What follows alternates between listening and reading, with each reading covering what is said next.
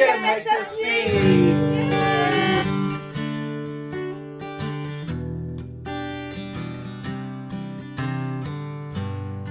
Feels like time's passing me by too quickly. It feels like I'm... Hi, welcome back to EJ Makes Us 6 and I'm Lorena and we are in Melbourne, Australia, currently in lockdown. So today I thought I'd share with you a very quick and easy video on how I DIY my vases. So my vases are textured, they're revamped, they look great. I'm also sharing this video because soon you'll be seeing my furniture flip on my hall table where I'm transforming my hall table. So I specifically wanted to revamp these vases to add onto the hall table once it's complete. So enjoy and thanks for watching. So here are the vases. I've also got a bowl and also a little jewelry box. So they are all going to be revamped. Now, majority of these vases that you see here are about 15 to 20 years old. So they're desperately in need to be revamped. Ooh, I guess I'm afraid of time. I guess I'm afraid of time. Sometimes I sit by myself and just be. Reflect on the moments that passed me by. Various memories flash in front of me. Nevertheless, it leaves me with a smile.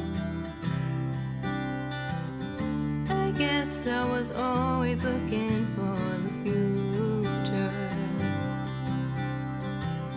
while regretting the chances I slipped in. You always start off by cleaning, and also I'd suggest an alcohol wipe or some sandpaper beforehand before you start mixing your paint and applying. Here is Plaster of Paris and it's British paint and it's called Love Note, and I'm going to be using white, the Love Note, for all the vases because I am going for a coastal theme for our hall table. So what I do is I add the Paris of plaster bit by bit until I get the texture that I do want to achieve with the mixture of the paint and plaster.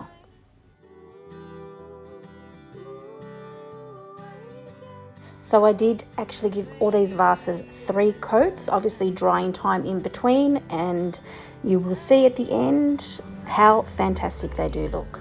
I also just wanted to mention I did add a clear coating on top afterwards as a protectant. I did not videotape that part of this procedure, but I would definitely recommend, if you can, put a protectant, clear protectant over these vases.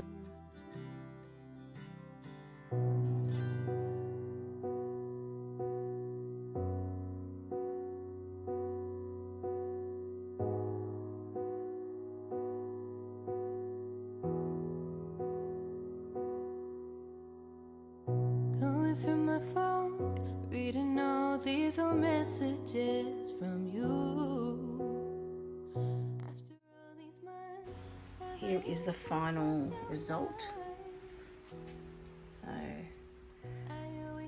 they came out really cute. Just love this one.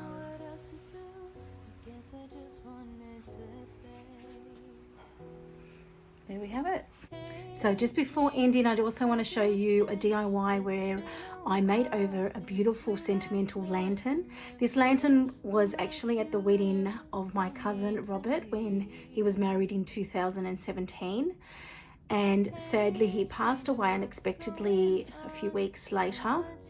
So I was very honored to receive this beautiful lantern, as did my sister and brother, to keep as a keepsake. So I have made it over. I hope you enjoy this quick DIY as well.